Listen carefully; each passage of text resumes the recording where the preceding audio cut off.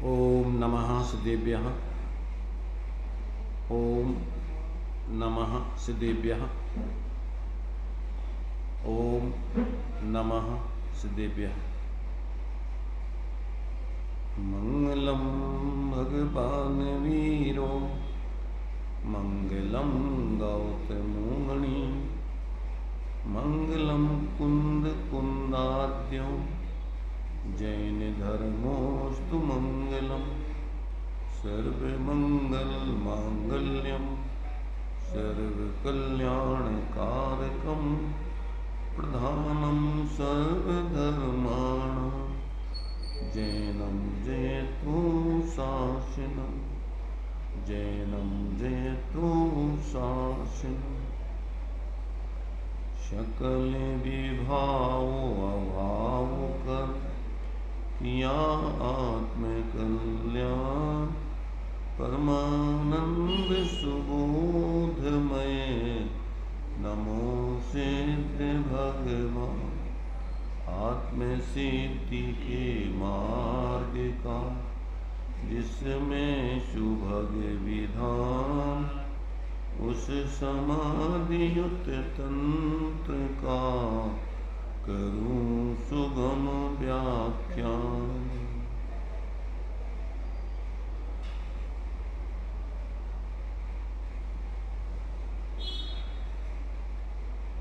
72 number का श्लोक अपना चलेगा मूल ग्रंथ में। इसमें देखिए, इसमें आचार्य देव अब इस बात को सिद्ध कर रहे हैं। इसके पिछला जो 71 श्लोक था कि जिनकी धृति या चित्त स्थिर हो जाता है उनके लिए नियम से मुक्ति की प्राप्ति होती है, और जिनका चित्त धृति बुद्धि अस्थिर रहती है वे मुक्ति के पात्र नहीं होते। अब इस श्लोक में आचार्य देव स्पष्ट कर रहे हैं कि अचल धृति किनकी होती है, उस बात को सिद्ध कर रहे हैं। चित्त अचल या धृति अचल किसकी होती है कि जो लोक के संसर्ग का परित्याग करके आत्मस्वरूप के संवेदन का अनुभव करते हैं या अनुभव होता है, ऐसे जीवों के लिए कहते हैं धृति या चित्त उनका स्थिर होता है। अन्य प्रकार से और किसी प्रकार चित्त स्थिर नहीं होता है। ये बात इस श्लोक में आचार्य देव स्पष्ट कर रहे हैं। देखिए श्लोक पढ़ते हैं फिर इसके बारे में। बुद्धि चित्त मन, अब देखिए इसका जो है विशेष खुलासा अपन श्लोक में पढ़ के और फिर आगे चलते हैं। तो इसमें देखिए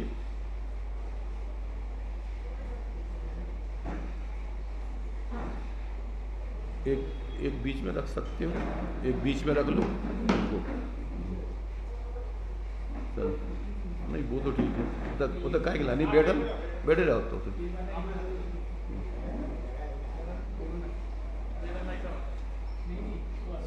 चलो भाई आ जाएंगे, बैठ जाएंगे, लगा लेंगे अपने साथ। चलो छोड़ो। देखिए इस लोग अपन जो है यहाँ पर पढ़ते हैं उसको जो है आप बीच में वो रख लो ना, बीच में अशोक वाली आप बीच में रख ली पुस्तक। ये देखिए श्लोक को अपन पहले पढ़ते हैं, इसके बाद इसके बारे में विचार करेंगे। जनेभ्यो वाक् तथा स्पंदो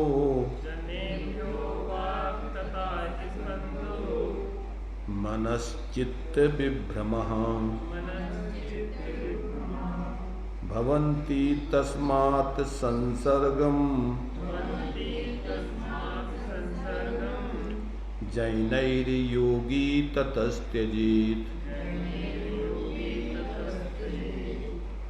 ओम वचन वृत्ति चेत चंचल लोक के संसर्ग से उससे हो विभ्रम चेत का, इसलिए योगी तजे उसे।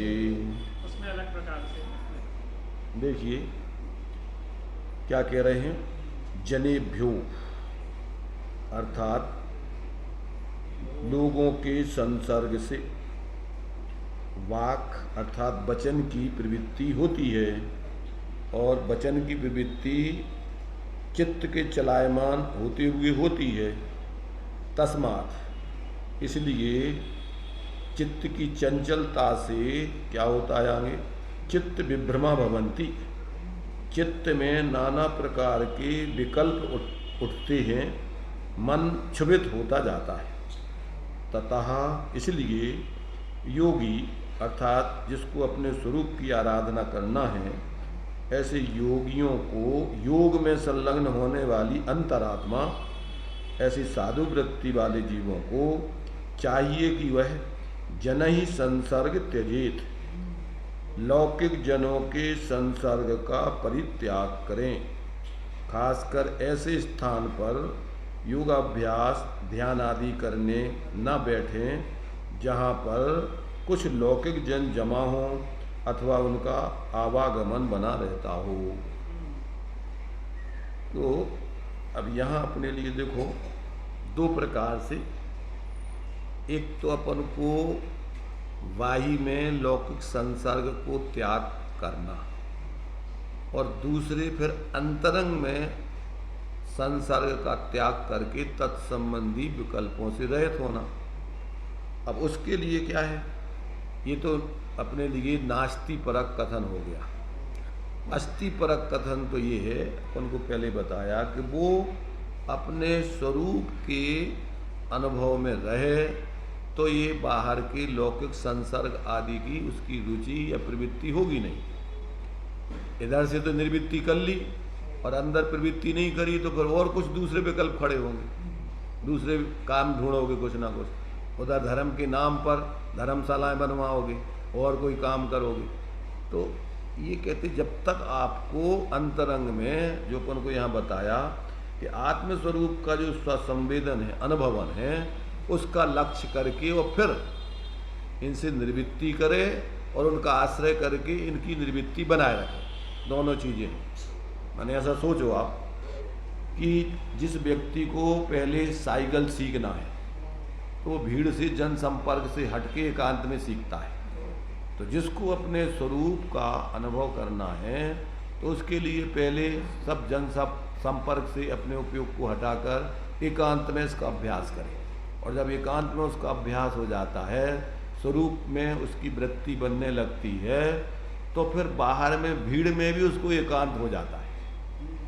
क्या होता है, बुद्धिपूर्वक तो भीड़ में जाता नहीं है, कदाचित भीड़ हो भी जाए तो फिर वो अपने से जुड़ा रहेगा, उस भीड़ से कोई अंतर नहीं पड़ता।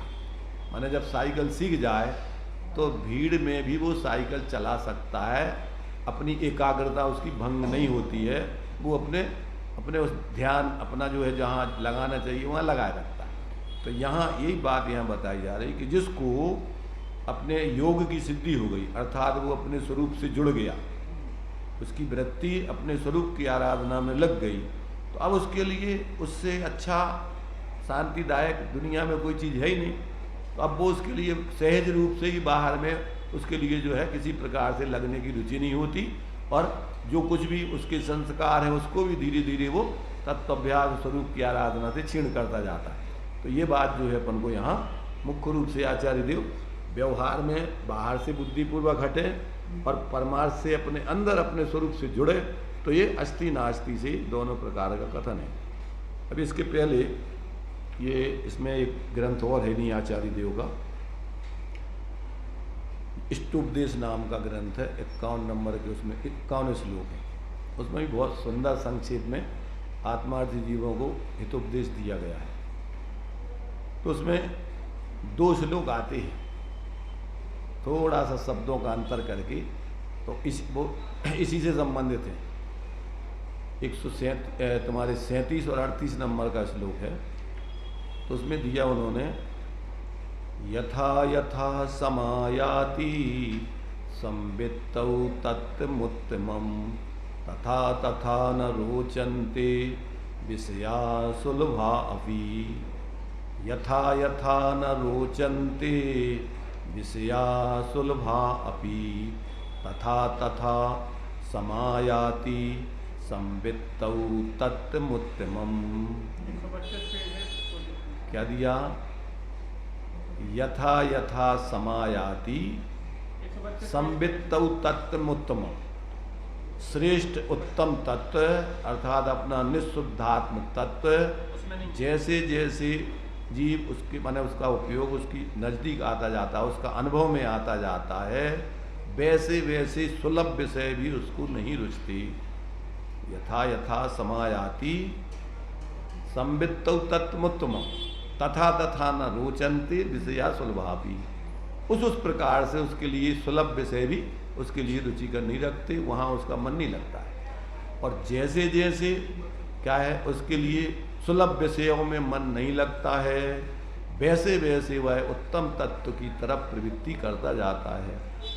यथा यथा न रोचन्ते सुलभा विषयापि तथा तथा समायाति संवित्तौ तत्तमुत्तमम्। जैसे जैसे सुलभ विषय से व्यक्ति की वृत्ति हटती जाती है, वैसे वैसे उसकी अपने उत्तम श्रेष्ठ स्वरूप माने शुद्धात्म तत्व में वृत्ति अनुभव की बढ़ती जाती है।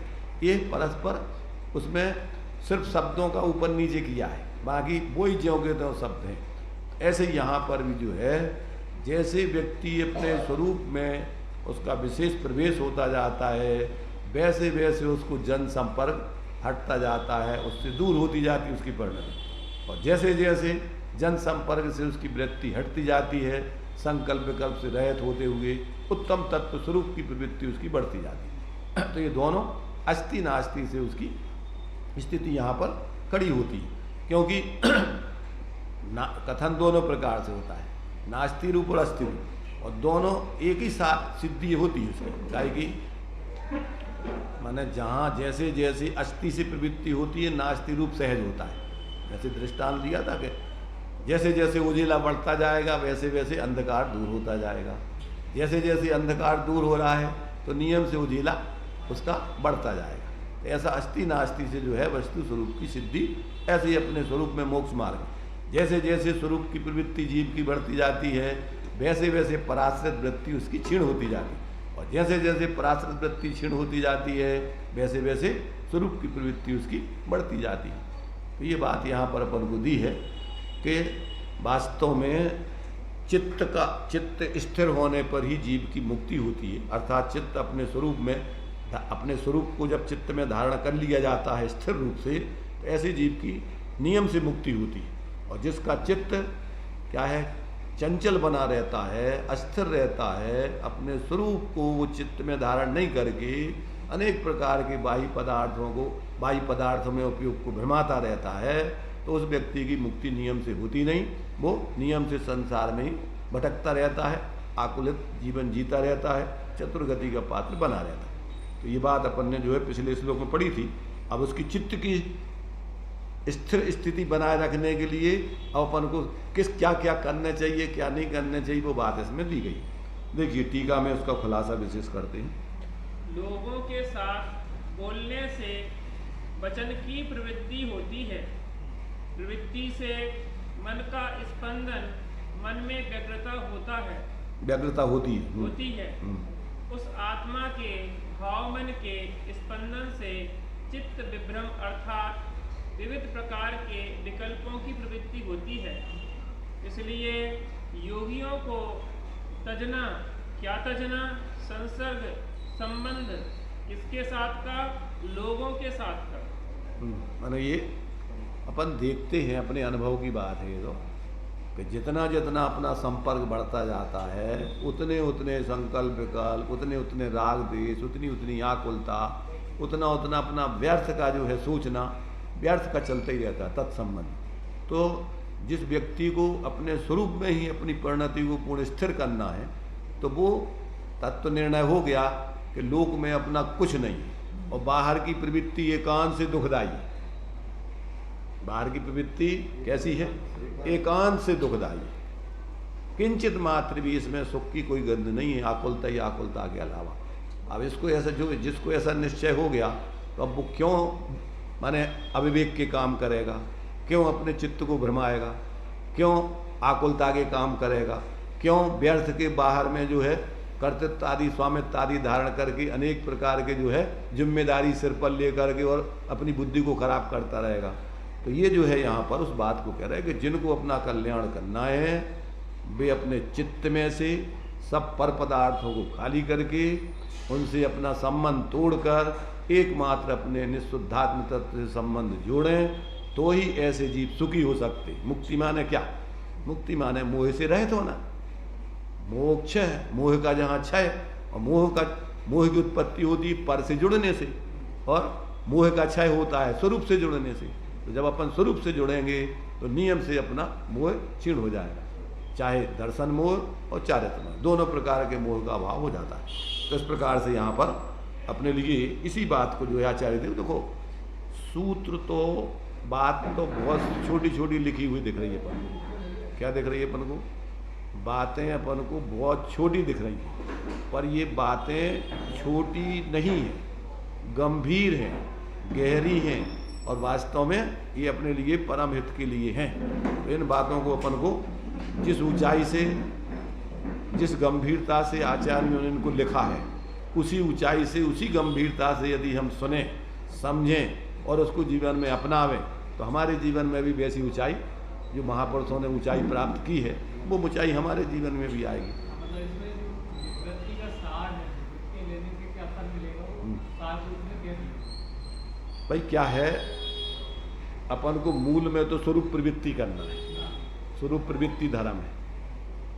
अब स्वरूप प्रवृत्ति के लिए जब तक आप पर से निर्वृत्ति नहीं करोगे, अब तुम्हें स्वाध्याय करने को यहाँ पर आना है, तो आप जब तक बाहर के काम नहीं छोड़ोगे, वहाँ से निर्वृत्ति नहीं करोगे, तो यहाँ कैसे आओगे? बाहर की जिम्मेदारी लिए रहोगे, व्यर्थ के संकल्प विकल्प करते रहोगे, तो अब ये तुम्हारे लिए जनवाणी सुनने का और तत्व विचार आदि करने का अवसर कहाँ मिलेगा? तो वो तो उधर से निर्वृत्ति करो तो इधर प्रवृत्ति होगी, इधर प्रवृत्ति करो तो वहाँ से निर्वृत्ति होगी, दोनों चीज़ें एक दूसरे से जुड़ी हुई।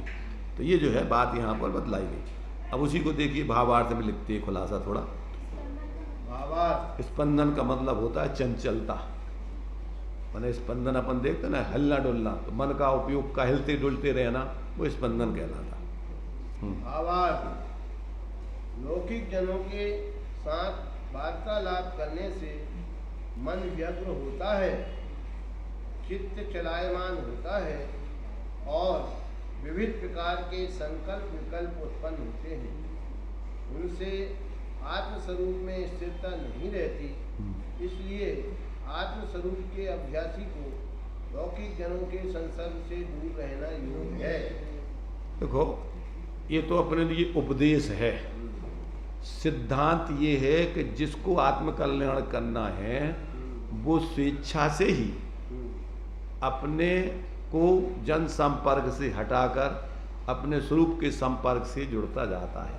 तो ये तो अंदर की उसकी हॉबी है, ये कोई मजबूरी नहीं है, ये किसी के दबाव नहीं है, ये तो स्वयं की रुचि है उसकी। अगर कल्याण करना है, सुखी होना है, तो ये तो वो जिसकी बुद्धि जागृत है, तो वो तो ये तो आचार्यों ने तो अपने लिए उपदेश के रूप में लिखा है। पर ये तो वस्तु व्यवस्था है कि जिन जीवों, जो जीव सुखी हुए हैं, हो रहे हैं, होंगे, इस विधि से हुए हैं, इस विधि से हो रहे हैं, इसी विधि से होंगे।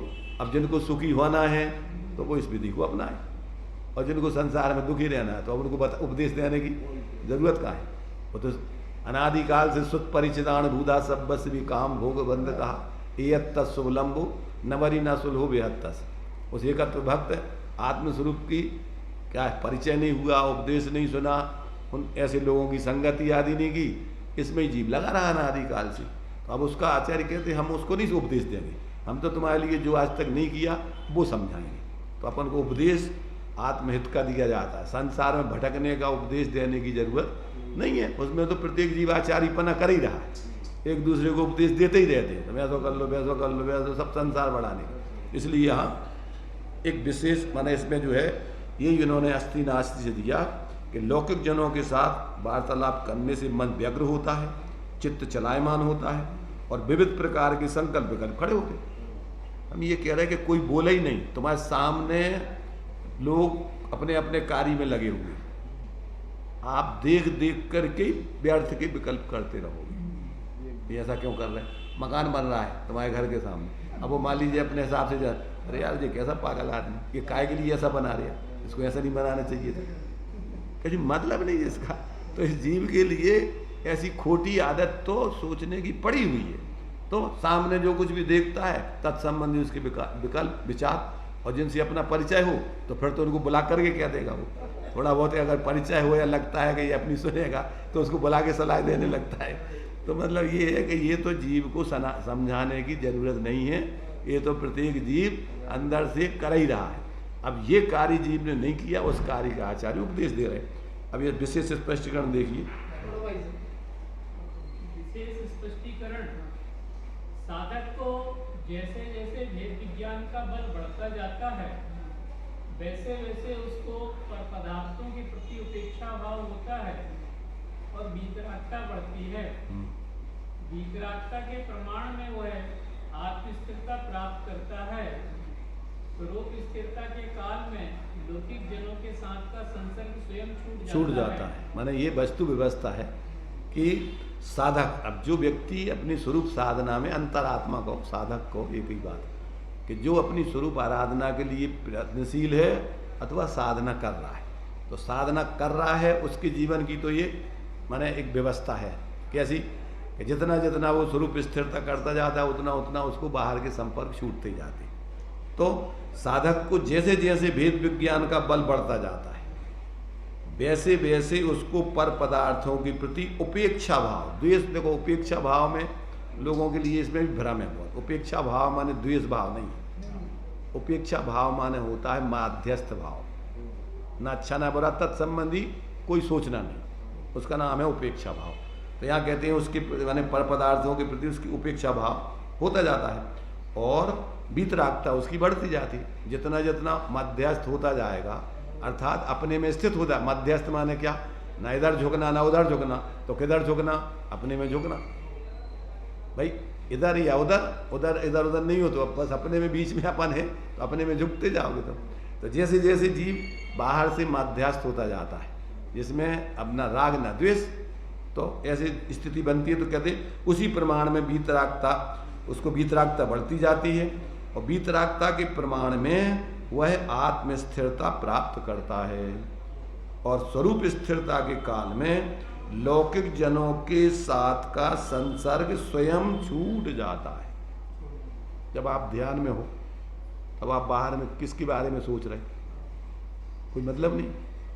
तो जैसे जैसे आप अपने से जुड़ते जाएंगे वीतरागता बढ़ती जाएगी, वैसे वैसे आप पर से क्या है मध्यस्थ होते जाएंगे, अंदर में आपकी जो है शांति बढ़ती जाएगी, आनंद। क्योंकि आत्मा का स्वभाव शांत निराकुल है, आत्मा का स्वभाव शांत निराकुल है। तो शांत निराकुल क्या है, पर पदार्थों से आपका संपर्क टूटता जाता है, अपने में जुड़ते जाते हो तो आपके जीवन में जो आत्मा का स्वभाव शांत निराकुल है वो परिणति में प्रकट होता जाता है। तो ये स्थिति अपन को जो है सहज ही इस 72 नंबर के श्लोक में, जो 71 नंबर के श्लोक में कि जिसका चित्त धृति स्थिर है, अपने जिसने अपने स्वरूप को अपने चित्त में धारण कर लिया है स्थिर स्वरूप को, तो उसकी नियम से मुक्ति होती है। और जिसका चित्त अस्थिर है, चंचल है, स्वरूप को धारण नहीं किया है, तो उसका तो बाहर के पदार्थों से उपयोग भटकता ही रहेगा, कभी कुछ कभी कुछ कभी कुछ कभी कुछ संकल्प विकल्प चलते रहेंगे और ऐसा व्यक्ति मुक्ति का पात्र नहीं बन सकता है। तो जो है एक श्रीमद जी का भी इस संबंध में एक वाक्य है, चंचल चित्त ही सर्व दुखों की खान है।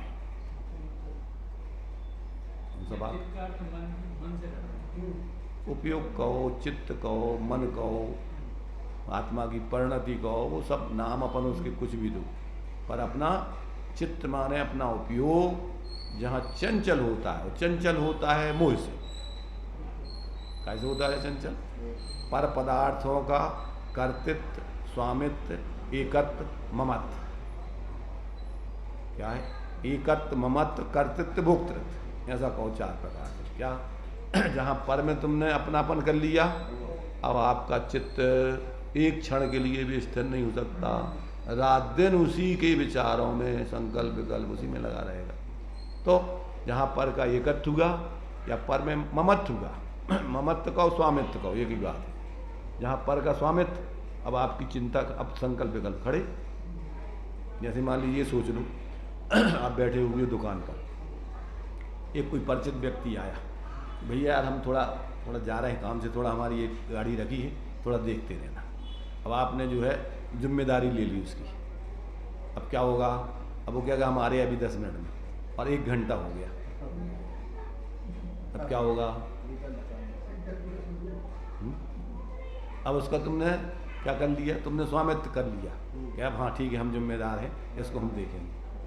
अब व्यर्थ की आकुलता, व्यर्थ के संकल्प विकल्प सोचते रहोगे, यार अच्छा आदमी, हमने अच्छी जिम्मेदारी ले ली। तो जहाँ एक भी व्यक्ति पर पदार्थों का स्वामित्व ले लेता है, तत्संबंधी विकल्प विकल्प विकल्प विकल्प विकल्प चलते ही रहते, रात दिन वही विकल्प चलते। कोई भी अपन, अब चूंकि यहाँ तो अपन एक कहा अपने उसमें बोलते हैं ना, अपन एक नीति में या एक उक्ति बोलते हैं कि बर्बाद गुलिस्ता करने को जहाँ एक ही उल्लू काफ़ी है, और जहाँ हर डाल पे उल्लू बैठे हों, अंजाम गुलिस्ता क्या हो। जब एक जिम्मेदारी आपको, चाहे लंगोटी की, लंगोट भी है तो बुत तुम्हारे लिए संकल्प विकल्प बता, और जहाँ सिर पे सारी दुनिया का बोझा ले रखा हो लोगों ने, उनकी क्या दशा होगी। क्या उनके जीवन में चैन हो सकती है, शांति मिल सकती है। अब विचार करो कि अगर आप शांति चाहते हैं और काम उल्टे करते रहें, पर पदार्थों का कर्तृत्व स्वामित्व आदि एकत्व ममत्व ये सब करते रहें, तो आपकी संकल्प विकल्प रुकेंगे कैसे। बाहर में अपन बोलते साधु बन गए तुम, और फिर भी अब तुम्हें बाहर का तो कुछ नहीं है, पर कि भैया प्रभावना होगा धर्म की। धर्म की प्रभावना के नाम पर क्या करोगे तुम। ख्याति लाभ पूजादि चाहे धर करे विविध विदेह दाय, आत्म अनात्म के ज्ञानहीन जे करनी तन करच्छीन, ते सब मिथ्याचार है। मूल प्रभावना आचार्य कहते आत्मा प्रभावनीयो रत्नत्रय तेजसा सतत में। किसे कहते प्रभावना। प्रभावना मान होता उत्कृष्ट भाव, श्रेष्ठ प्रकृष्ट भाव। प्रभाव तो प्रकृष्ट भाव कौन से, अपने स्वरूप की श्रद्धा ज्ञान और लीनता, ये सर्वोत्कृष्ट भाव है। तो कहते ये भाव अपने आत्मा में प्रकट करो, मूल प्रभावना है। और फिर जब अपन अपने स्वरूप की आराधना में पूर्ण सफल नहीं हो पाए तो अस्थिरता में फिर इधर आत्मा प्रभावनीय रत्नत्रय तेजसा सतत में वे, और फिर दान तपो जिन पूजा विद्या सयेश जिन धर्म, फिर जैसे बने तैसे भगवान जनेन्द्र ने जो धर्म का स्वरूप बताया है अन्य लोग भी समझे। अथवा समंद्रभद्र स्वामी ने दिया प्रभावना का लक्षण, अज्ञान तिमरव्याप्ति मपाकृत्य यथा यथम जिन शासन महात्म्य प्रकाशा स्यात् प्रभाव। इसे कहते प्रभावना। अज्ञान तिमिर से व्याप्त हृदय सब हटे यथा विधि करें उपाय, सत प्रभावना कहलाती वह जिन शासन सबको मिल जाए। ये भावना नंबर 2 पर है कि जब आप अपने स्वरूप में पूर्ण उत्कृष्ट भीतरागता के मार्ग पर लीन होकर के और निर्विकल्प नहीं हो पा रहे, तो फिर उसी चीज को आप विचारों में दूसरे लोगों को प्राप्त हो, ऐसा बिना कर्तृत्व स्वामित्व के। दूसरों को हम समझा देंगे या दूसरों को समझा सकते हैं नहीं, अब अपने उपयोग को लगाए रखने के लिए अशुभ से बचने, अशुभ वंचनार्थम कुस्थान निवारणार्थम, अपने उपयोग को अशुभ से बचने के लिए कुस्थानों से बचाने के लिए फिर अपन इस स्वाध्याय वगैरह धर्म के संबंध में विचार आदि करें। तो ये नंबर 2 पर आता। जब तक अंदर में आपको मूल प्रभावना जो निश्चय प्रभावना वो नहीं है, तो ये व्यवहार प्रभावना के नाम पर व्यक्ति ने अनंत बार क्या किया, सब कुछ कर लिया, पर शांति तो मिली नहीं। और वर्तमान में तो सांप्रदायिक बुद्धि में प्रभावना नहीं होती, दुर्भावना चलती है। दूसरों को नीचा दिखाने के लिए, अपने को ऊंचा बताने के लिए सारा का सारा तामझाम चलता है, और अपने साधर्मियों में ही परस्पर प्रतिस्पर्धा। उनसे हमारा जुलूस विशेष बढ़ना चाहिए, उनसे हमारा मंदिर बड़ा बनना चाहिए, उनसे हमारी मूर्ति बड़ी होना चाहिए। तो ये तो तुम्हारा प्रभावना नहीं है, ये क्या है, प्रतिस्पर्धा। तुम्हारा तुम कसाय का भाव चल रहा है, दूसरों को हीन दिखाने का, अपने को ऊंचा दिखाने का। ऐसे ही हर क्षेत्र में समझ लो, चाहे दान दे रहे हो, चाहे जो भी कर रहे हो, कपड़े पहन रहे हो, मकान बनवा रहे हो, काहे के लिए, दूसरों से हम श्रेष्ठ दिखें। इसलिए नहीं कि हमें ज़रूरत है हमारे संकल्प विकल्प मिटें, हम थोड़ी शांति से जी करके अपनी आत्मा आराधना करें। अथवा अन्य जीवों के लिए भी जरूरत पड़े तो उनको भी संयोग करें, वो भाव नहीं। कौन सा भाव?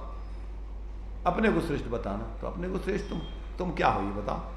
तुम अपने को जानती नहीं भाई। श्रेष्ठ अपने को अगर तुम श्रेष्ठ बताना चाहते हो तो सब तुम्हारे जैसे ही हैं परमार्थ से। तो जो निगोद में सोई मुझ में सोई मोक्ष मजा, निश्चय कोई स्वरूप से भेद है ही नहीं। तो अब उस स्वरूप को देखोगे तो तुम्हारी जो है श्रेष्ठता है, और फिर तुम्हारे लिए प्रतिस्पर्धा, दूसरे को हीन मानने का और बताने का भाव आएगा ही नहीं।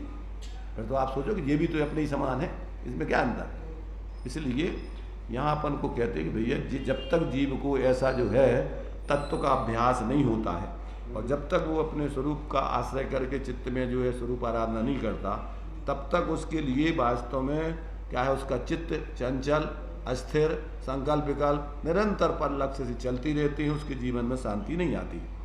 अब आगे देखिए, इसमें एक पद्मनंदी स्वामी का एक कोटेशन दिया हुआ है। संपत्ति, पुत्र और स्त्री आदि पदार्थ ऊंचे पर्वत के शिखर पर स्थित तथा वायु से चलायमान दीपक के समान शीघ्र ही नष्ट होने वाले हैं। तथापि जो मनुष्य उनके संबंध में स्थिरता का अभिमान करते हैं, वे मानो मुट्ठी से आकाश का नाश करते हैं अथवा व्याकुल होकर सूखी नदी तैरते हैं, अथवा तृषा से पीड़ित होकर प्रमाद युक्त होते हुए रेती को पीते हैं। पीते होने लगने चाहिए। चलो अभी बता रहे इसमें देखो इन्होंने क्या क्या लिखा हुआ है। माने एक प्रकार से अविवेकी जीवों की दशा बताए, इसमें जो है दृष्टांत दे करके अविवेकी जीवों की दशा बता रहे। संपत्ति, पुत्र, स्त्री आदि पर पदार्थ, जितने भी बाहर के संयोग हैं, इन सब बाह्य पदार्थों को कहते हैं ऊंचे पर्वत के शिखर पर रख दो। सबको काय पर रख दो? ऊंचे पर्वत के शिखर पर इनको रख दिया गया। पर ये तो अभी दृष्टांत देना है, अभी दूसरा उसमें तुलना करके बता रहे। तो जैसे मानो कि जैसे ये जो है स्त्री, पुत्र, मकान, संपत्ति आदि जितने भी बाह्य संयोग हैं, मानो कि वो दीपक जलता हुआ दीपक है, और उस जलते हुए दीपक को आपने पर्वत के शिखर पर रख दिया हो, जोरों की हवा चल रही है। तो यहाँ कह रहे हैं कि संपत्ति, पुत्र और स्त्री आदि पदार्थ ऊंचे पर्वत के शिखर पर स्थित तथा वायु से चलायमान दीपक के समान शीघ्र ही नष्ट होने वाले हैं। कितनी देर तक जलेगा वो दीपक? ऐसे ये सारे संयोग कब तक तुम्हारे साथ में रहेंगे? पुण्योदय जिनके तिनके भी नाई सदा सुख साता, यह जगभास यथारथ देखो सभी ये दुखदाता। तो यहाँ तो कोई स्थिर है ही नहीं सब। तो अब इसमें तुमने मानो ये तो शिखर पर रखे हुए जलते हुए दीपक को तो तेज हवा चल रही है, तो कितनी देर रुकना? ये तो सब समाप्त थोड़ी देर में बुझ जाना है। तो यहाँ कहते हैं इस प्रकार से जो जीव इस प्रकार से कहते हैं नष्ट होने वाले, तथापि जो मनुष्य उनके संबंध में स्थिरता का अभिमान करते, क्या करते हैं? स्थिरता का विचार नहीं करते, क्या करते हैं? अभिमान करते हैं। अभिमान माने उससे अपना बड़प्पन और अपनी शान मानते। तो कहते हैं ऐसे अभिमान करते हैं वे मानो, अब उनके लिए दृष्टांत दे रहे हैं, 3 दृष्टांत दे रहे हैं। वे मानो कैसा क्या काम कर रहे हैं? वे मानो मुट्ठी से आकाश का नाश करना चाहते हैं। मुट्ठी से आकाश का नाश जानते हो? घूसा मार मार करके तुम सोच रहे कि हम इस आकाश को मिटा देंगे। क्या पागलपन। तो कहते मानो वे ऐसा असंभव कार्य करने का प्रयत्न कर रहे हैं। तो वे मानो मुट्ठी से आकाश को नाश करते हैं, अथवा व्याकुल होकर सूखी नदी तैरते हैं। क्या नदी पार उतरना है और उसमें से भी तैरने के लिए प्रयत्न कर रहे हैं, और नदी में पानी है नहीं, तो अब क्या होगा उनका? नंबर 3, अथवा प्यास से पीड़ित होकर, तृषा से पीड़ित होकर प्रमाद युक्त माने असावधानी पूर्वक मानो कि रेत को पी करके क्या करते हैं? अपनी प्यास बुझाना चाहते हैं। माने आचार्य माने आपकी इस पागलपन की वृत्ति को कि तुम इन सारे संयोगों से अपनी महत्ता समझ रहे हो। अरे इसका तो माने अंजलि जल सम जमानी क्षीण होती, एक क्षण नहीं लगता है। ओस की बूंद के समान जो है ये सब सारे संयोग हैं, कितनी देर तक रुकने वाले। इसलिए ये अपन को प्रेरणा दी जा रही कि भैया इन सारे संयोगों का विश्वास छोड़ करके अपने स्वरूप का विश्वास करोगे, उसका आश्रय करोगे, तो ही जीवन में शांति सुख आएगा। और इनमें अगर तुम उलझे रहोगे तो अनादिकाल से जीव ने यही काम किया है, इससे तो उसको कोई शांति कुछ मिली नहीं, परेशानी के अलावा कुछ मिलता नहीं। तो ये बात यहाँ पर संक्षेप में आचार्य देव ने कि जिनको वास्तव में अपने चित्त को स्थिर करना है, इन सारे संयोगों से, इन संयोगों में अपनी बुद्धि ना लगाए, उन संयोगों से अपने उपयोग को हटाए और एकमात्र अपने स्वरूप की साधना में लगे, ये अपने लिए इसकी बात है। अब इसको जो है विस्तार से अपन को इस प्रवचन में अनेक बिंदु बना करके और जन साधारण को लौकिक दृष्टांत आदि दे करके थोड़ा स्पष्टीकरण करते हैं, ताकि सभी लोग इसको और अच्छे से समझ सकें। क्योंकि ये तो अपने जीवन की समस्या है प्रतिदिन की, उस समस्या को अपन को उससे बचना है। तो ये अपन को बहुत सरल तरीके से अपने जीवन संबंधी दृष्टांत दे करके खुलासा करते हैं। 110 पेज है इस वाली पुस्तक। देखिए बड़ी वाली पुस्तक। सबसे सुनो, सबसे पहला बिंदु है इसमें, ज्ञान योग की सिद्धि के लिए जन संपर्क का निषेध। पहला बात संसर्ग, ज्ञान योग की सिद्धि के लिए जन संसर्ग का निषेध। पूर्व श्लोक में यह कहा गया था कि जिस पुरुष के निजात्म तत्व को अचल स्वरूप की अचल धारणा रहती है उसकी मुक्ति होती है। उस अचल स्वरूप की अचल धारणा कैसे हो, इस संबंध में एक उपाय बताया जा रहा है कि जो योगी पुरुष आत्म स्वरूप का अचल अवलोकन करता है उसे मनुष्यों के साथ संपर्क को छोड़ना चाहिए और संसर्ग ना छूट सके, हो कोई स्थिति तो मनुष्यों के संबंध से रहित, समस्त पदार्थों के संपर्क से रहित, ज्ञान मात्र आत्म तत्व को निरख कर यह अनुभवना चाहिए इसका किसी के साथ कुछ भी संबंध नहीं है। दो उपाय बता दीजिए। जैसे टोडरमल जी ने कहा कि सुखी होने के दो उपाय, या तो इसकी इच्छानुसार सारे पदार्थों का परिणमन होने लगे, और या फिर ये वस्तु स्वरूप का विचार करके और किसी को अपने हिसाब से परिणमन कराने का भाव न रख की सहज ज्ञाता दृष्टा रहे। तो कहते पहला उपाय तो असंभव है, दूसरा उपाय हो सकता है। ऐसे इसमें भी आप अब चूंकि कदाचित जनसंपर्क आदि उदय की स्थिति, कहीं जाओगे तो कहीं माने संयोग से रहित तो लोग हैं नहीं, सब जगह कुछ ना कुछ जन संपर्क नहीं होंगे तो संयोग और दूसरे जीव जंतु संपर्क हो जाएंगे। जंगल जाओ चाहे कहीं जाओ, पर बाहर के संपर्क के बिना तो आप रह नहीं सकते। तो दूसरा उपाय है कि आप क्या करो कि आप इन सब से अपने को पृथक ज्ञान मात्र अनुभव करो। ये उपाय क्या करो? हो सकता है। ये उपाय प्रत्येक जीव कहीं भी रहे, किसी परिस्थिति में रहे, इस उपाय को अपना सकता है और उस उपाय से सबसे रहित होकर के वो अपने एकत्र विभक्त आत्मा की आराधना कर सकता है। ये बात अपन को अस्थि रूप में दूसरे रूप में दी गई है। तो इस प्रकार से यहाँ पर कहते हैं कि यदि इस जनसंपर्क आदि से दूर ना हो सको तो कहते हैं कोई स्थिति तो मनुष्यों के संपर्क से रहित, समस्त पर पदार्थों के संपर्क से रहित, ज्ञान मात्र आत्म तत्व को निरख कर यह अपने को इस प्रकार अनुभवना चाहिए, इसका किसी के साथ कुछ भी संबंध नहीं है। ऐसा जो है आप सबसे संपर्कों से रहित हो सकते हो, कहीं भी हो सकते हो, जहाँ हो वहीं हो सकते हो। और ऐसे ही जो है जो जीव नरक आदि में होते तो संपर्क से अलग हो नहीं सकते, स्वर्गों में भी आप संपर्क से अलग जा नहीं सकते। वहाँ तो उन्हीं परिस्थितियों में आपको अपने से अपने पर से भेद विज्ञान करके और अपने को अलग न रखो तो सबसे रहित होकर अपने स्वरूप की सिद्धि होगी, अपने स्वरूप से जुड़ जाओगे। दूसरा वाक्य है जन संपर्क परिहार की आवश्यकता। जन संसर्ग परिहार की आवश्यकता। जन संपर्क का त्याग इसलिए किया जाता है यदि मनुष्यों का संबंध रहता है तो वचना लाभ भी कुछ करना पड़ता है।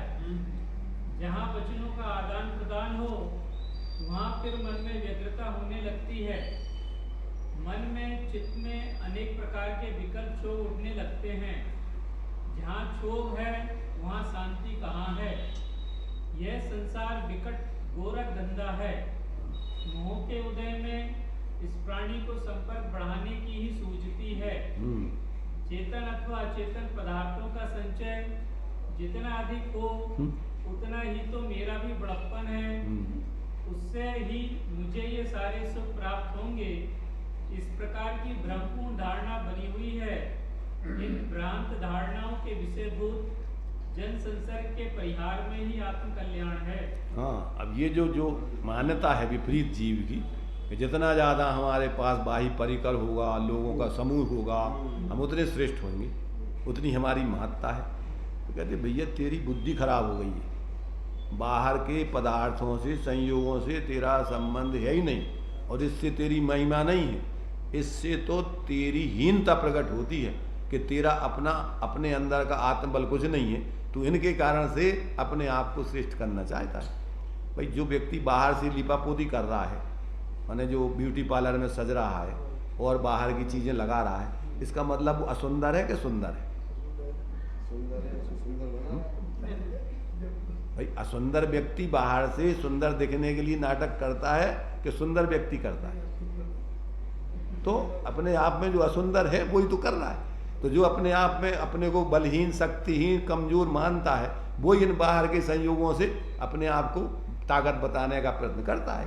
तो ये तो एक सामान्य सी बात है कि ये व्यक्ति वास्तव में अत्यंत कमजोर है, डरपोक है, अपने स्वरूप को कुछ नहीं समझता है, कमजोर माने एक प्रकार से नगण्य समझता है।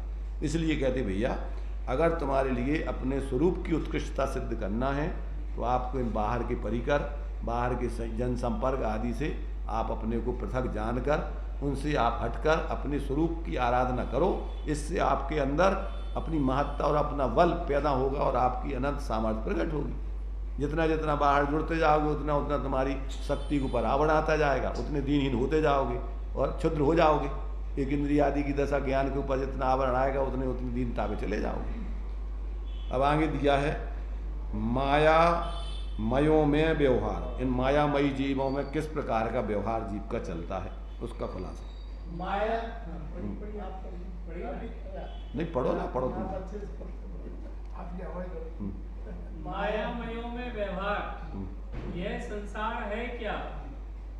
मोह नींद के स्वप्न में देखा जाने वाला दृश्य है, कुछ भी यथार्थ नहीं है।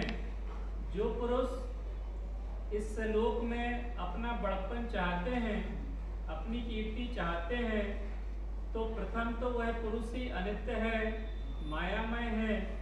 और जो पुरुष बड़प्पन चाहते हैं वे पुरुष भी तो मायामय हैं, अनित्य हैं। और जो बड़प्पन चाहा जा रहा है वह बड़प्पन भी मायामय है, अनित्य है। और उसकी चाह रूपी तरंग भी मायामय है, अनित्य है।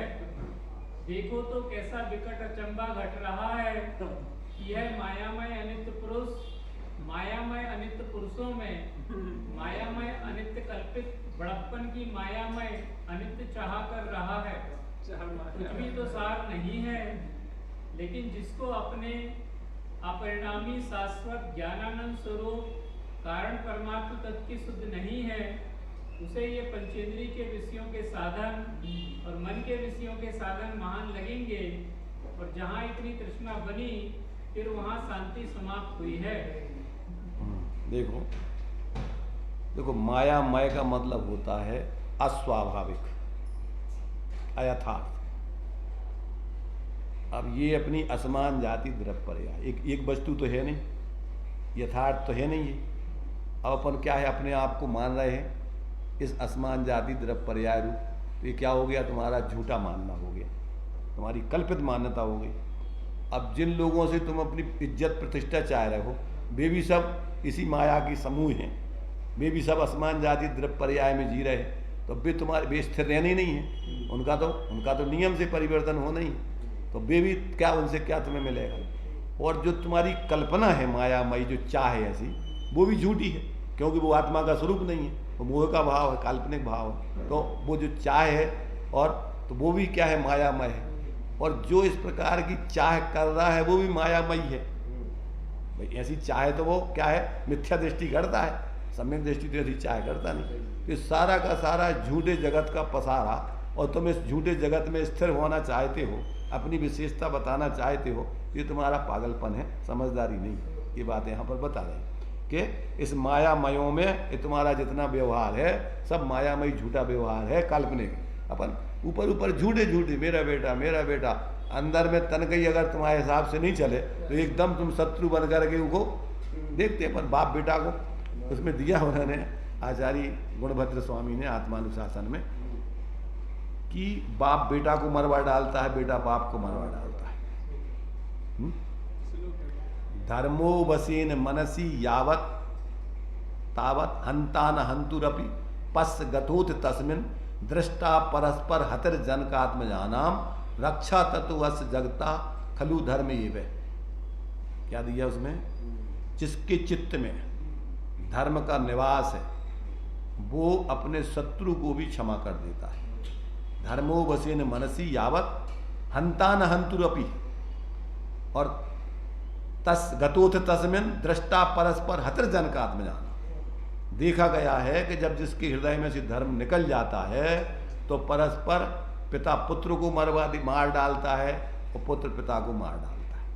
इसलिए कहते हैं अगर इस जगत की रक्षा करने में कोई समर्थ है तो एकमात्र धर्म के बिना इस जगत की कोई रक्षा नहीं कर सकता है। इसलिए जब तक व्यक्ति को ऐसे धर्म का बोध नहीं होता है और जब तक उस धर्म को अपने जीवन में धारण नहीं करता है, और वो धर्म वास्तव में अपनी धर्मी आत्मा के आश्रय से प्रकट होता है, तो जब तक जीव अपने ऐसे उस धर्मी आत्मा का आश्रय करके परिणति में ये शाश्वत उत्तम क्षमा आदि धर्मों को ग्रहण नहीं करता तब तक उसके जीवन में शांति की गंध नहीं आती। ऐसा जानना चाहिए। अब आगे कहते हैं, कामना रोग व उसके चिकित्सक। कामना रोग व उसके चिकित्सक। भैया, कामना रोग के रोगी सभी संसारी जीव हैं, इसलिए इस रोग की आलोचना समालोचना नहीं हो पा रही है। सभी उस मोह में डूबे हुए हैं। मोहियों के दोष कहाँ देख सकते हैं। इसी कारण यह सारा मानव संसार धन परिग्रह नेतृत्व इनके बढ़ाने की होड़ में लग रहा है, किंतु अपने पुराण पुरुषों की नीति को तो देखो कि चक्री से भी महान वैभवशाली महापुरुषों ने भी आखिर उस सब वैभव को त्याग कर जब अपने आप को आकिंचन रूप में देखा तब शांति पाई। एक कहावत अपन पढ़ते हैं, चोर चोर मोह से रे भाई। क्या मतलब, कौन किसकी गलती बता रहे। ऐसे यहाँ पर कह रहे हैं कि कामना रोग व उसके चिकित्सक। अब आपस में तुम भी कामना रोग से ग्रसित हो, हम भी कामना रोग से ग्रसित हैं, तो अब कौन उसकी आलोचना समालोचना करे, कौन उसकी बुराई बताए, कौन उसको गलत कहे। सब हमारे बहुत, अरे साहब बहुत तुम्हारे गजब है यार, तुम्हारे अहोरूपम अहो ध्वनि वाली स्थिति है। परस्पर है उष्टा नाम विवाहेशु गीत गायंती गर्धवा परस्पर परस्परो प्रशंसंती अहोरूपम अहो ध्वनि है। तो क्या होगा, ऊँटों के यहाँ विवाह था, उष्टा नाम विवाहेशु गीत गायंती गर्धवा, और गीत गाने के लिए गधों के लिए बुलाया। भाई शादी होती तो गीत गाने वाले बुलाए जाते ना। अभी पशु तो पशु अपने पशुओं को बुला, तो अब उनने गधों के लिए गीत गाने को बुलाया। और फिर क्या है, परस्पर वो प्रशंसंती, एक दूसरे ने एक दूसरे की प्रशंसा करी। उन गधों ने कहा, अरे साहब क्या रूप पाया है आपने, ऐसा रूप तो कहीं मिलेगा नहीं दुनिया। और उन्होंने कहा, अरे साहब आपने क्या सुर पाया है, कितने बढ़िया सुंदर स्वर में गीत गाए हैं, ऐसा गीत तो कोई गा ही नहीं सकता है। तब ऐसी स्थिति संसार में सब एक दूसरे के मोही जीव, मायावी जीव, अब एक दूसरे की बुराई, एक दूसरे की प्रशंसा करते जाओ, एक दूसरे की माया को और ढकेलते जाओ उनके लिए, और माया में उलझाते जाओ। प्रशंसा कर करके। नरक तो दिखा। ये जो है, ये सारी बातें अपन को जो है बहुत ही चिंतनीय है। अगर वास्तव में अपने जीवन को सार्थक करना है इस मनुष्य पर्याय को, तो इन सब बातों को अपन को गंभीरता से विचार करने चाहिए। मात्र स्वाध्याय सुनना ये तो जरूरी है, क्योंकि इसके बिना तुम्हें जानकारी नहीं होगी। पर जानकारी अकेली काफ़ी नहीं, इसको समझ करके और कहाँ कहाँ वास्तव में अपने जीवन में विसंगतियाँ चल रही हैं, कैसी कैसी विसंगतियाँ चल रही हैं, उन विसंगतियों को ज्ञान में समझकर और शक्ति प्रमाण उनसे अपने जीवन में निर्वृत्ति करके और वास्तविक जीवन जीने की तरफ प्रवृत्ति करेंगे, तो जीवन में अपने कुछ उपलब्धि होगी जो आज तक नहीं हुई, और जीवन की सार्थकता लगेगी और वास्तविकता अपने जीवन की अपन को समझ में आएगी। तो इस प्रकार ये बहुत ही सुंदर तरीके से इन्होंने यानी बिंदु बना करके एक एक श्लोक के और सब जीवों की समझ में आ जाएं, इस तरीके से इन्होंने बहुत बढ़िया लिखा है। और अपन लोग अगर वास्तव में इसको बढ़िया सुन करके, समझ करके, निर्णय करके और अपन अपने जीवन में प्रयोग करें, तो अपना जीवन सार्थक होगा। इसीलिए अपन ये स्वाध्याय कर रहे हैं। अभी अपना टाइम हो चुका है।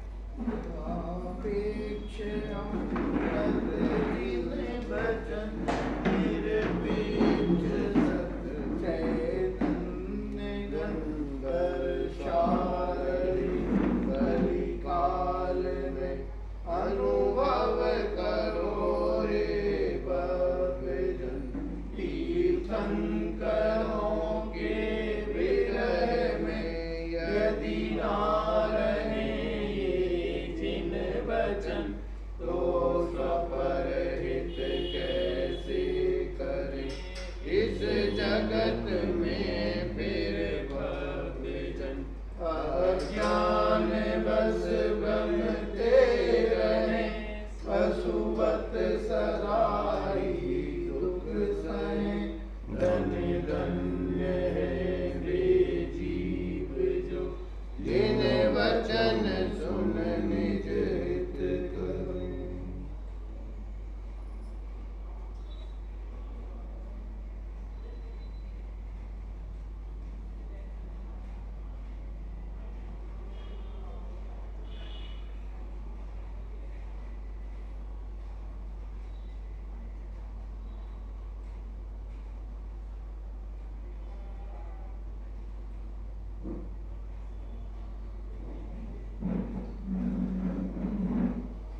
द्वादशांग जनवाणी जय पंच परमेष्टि भगवंतो